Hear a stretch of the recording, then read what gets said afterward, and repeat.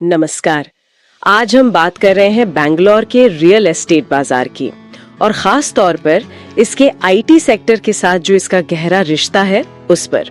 हमारे पास कुछ रिपोर्ट्स हैं, कुछ विश्लेषण हैं जो दिखा रहे हैं कि शहर में जो घर खरीदे जा रहे हैं उनमें आईटी पेशेवरों का हिस्सा बहुत बड़ा है। हाँ, इक्विटी कैपिटल का एक विश्लेषण है और वो कहता है कि बेंगलुरु में बिकने वाले करीब 40% घर वो आईटी सेक्टर के कर्मचारी खरीद रहे हैं।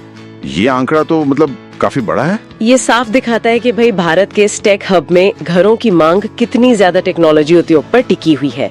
आइए इसी पर थोड़ी और चर्चा करते हैं। बिल्कुल। और ये 40% का जो आंकड़ा है ना, ये सिर्फ एक नंबर नहीं है, ये दिखाता है कि बाजार कितना निर्भर है आईटी सेक्टर पर। और इसका मतलब ये भी है कि अगर मान लीजिए आईटी रोजगार में कोई बड़ी उथल पुथल होती है तो उसका सीधा असर और शायद गहरा असर यहाँ के प्रॉपर्टी बाजार पर पड़ सकता है। तो ये एक तरह से दो धारी तलवार जैसी स्थिति है। सही बात है। और ये मांग बिक भी रही है ना, खास तौर पर एक खास प्राइस रेंज में। हमने देखा है कि जो लिस्टेड डेवलपर्स हैं उनके लिए औसत बिक्री कीमत करीब 2 करोड़ रुपए है। लेकिन सबसे ज्यादा जो पॉपुलैरिटी है वो 1 से 2 करोड़ वाली रेंज की ही है। जैसे प्रेस्टीज एस्टेट्स हैं, ब्रिगेड एंटरप्राइजेस, शोभा, ये डेवलपर्स इस ट्रेंड से काफी फायदा उठा रहे हैं। शायद इसलिए कि इनके प्रोजेक्ट्स आईटी वालों को पसंद आते हैं। हाँ बिल्कुल।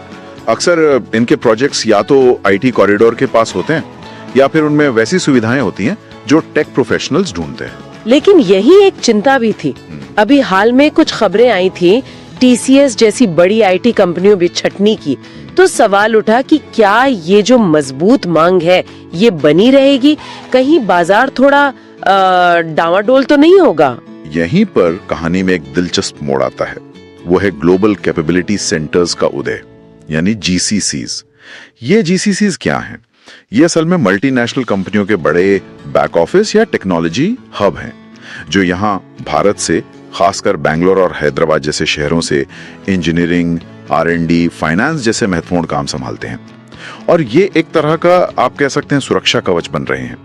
ये आजकल खूब भर्तियां कर रहे हैं। अच्छा, तो आप कह रहे हैं कि भले ही पारंपरिक आईटी सर्विसेज में थोड़ी नरमी दिखे, ये जीसीसीज उस कमी को पूरा कर सकते हैं, एक तरह से बैलेंस कर रहे हैं। काफी हद तक हाँ।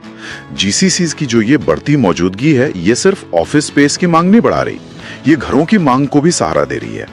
इक्विटी कैपिटल के विजय अग्रवाल जैसे एक्सपर्ट्स का भी यही मानना है कि जब तक आईटी सेक्टर में कोई बहुत बड़े पैमाने पर और लगातार छंटनी न हो, तब तक बैंगलोर का रियल एस्टेट बाजार काफी हद तक स्थिर रहना चाहिए। ये जो जीसीसीज नई भर्तियां कर रही हैं, ये मांग में किसी भी कमी की भरपाई कर सकती हैं। ये नौकरियां भी अच्छी होती हैं, स्थिर होती हैं। ये वाकई दिलचस्प है कि बाजार कैसे अपने आप को संभाल रहा है, बैलेंस कर रहा है। और अब एक और नया ट्रेंड भी दिख रहा है ना, कि जो खरीदार हैं उनकी इरादे बदल रहे हैं। ऐसा लग रहा है जैसे निवेश के लिए प्रॉपर्टी खरीदने वाले बढ़ रहे हैं। सही कहा आपने, बिल्कुल। अब कई लोग प्रॉपर्टी को सिर्फ रहने की जगह नहीं मान रहे हैं, वो इसे वेल्थ क्रिएशन यानी संपत्ति बनाने का एक अहम जरिया समझ रहे हैं।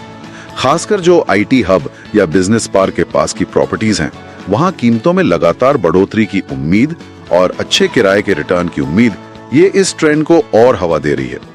तो अब ये सिर्फ एंड यूजर का बाजार नहीं रहा। तो अगर हम पूरी तस्वीर को समेटें, तो बैंगलोर रियल एस्टेट की रीढ़ की हड्डी तो अभी भी आईटी पेशे ही है। लेकिन कहानी अब सिर्फ इतनी नहीं है, उसमें और भी परतें जुड़ गई हैं। बिल्कुल, आईटी पेशेवर तो खैर आधार हैं ही, लेकिन जीसीसीज का जो विस्तार है वो बाजार को एक नई मजबूती दे रहा है, एक स्थिरता दे रहा है।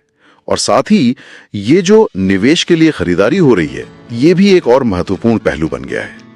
अगर हम मीडियम टर्म में देखें तो जीसीसीज का बढ़ना और देश भर से कामकाजी लोगों का बेंगलुरु आना, ये रियल एस्टेट की मांग को बनाए रखेगा, खासकर उन इलाकों में जहां टेक कंपनीज ज्यादा हैं। तो इसका निचोड़ क्या निकलता है, मतलब सार क्या है इस सब का? साफ है कि बेंगलुरु का रियल एस्टेट बाजार आईटी से तो मजबूती से जुड़ा है, लेकिन अब ये पहले से ज्यादा विविध भी है और शायद ज्यादा लचीला भी है। ये जो जीसीसीज हैं और जो निवेशक खरीदार हैं, इनकी बढ़ती दिलचस्पी बाजार को एक तरह की स्थिरता दे रही है।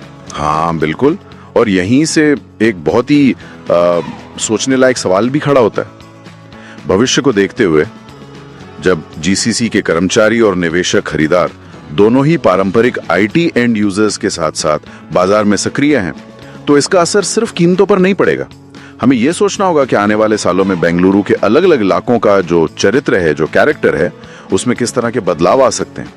वहां का सामुदायिक जीवन कैसे बदलेगा, इंफ्रास्ट्रक्चर यानी बुनियादी ढांचे पर क्या असर होगा, और लोगों की जो जीवन शैली की अपेक्षाएं हैं वो कैसे विकसित होंगी। ये सिर्फ ईंट और गारे का बाजार नहीं है, ये शहर के सामाजिक ताने बाने से जुड़ा सवाल है। सोचने वाली बात है ये।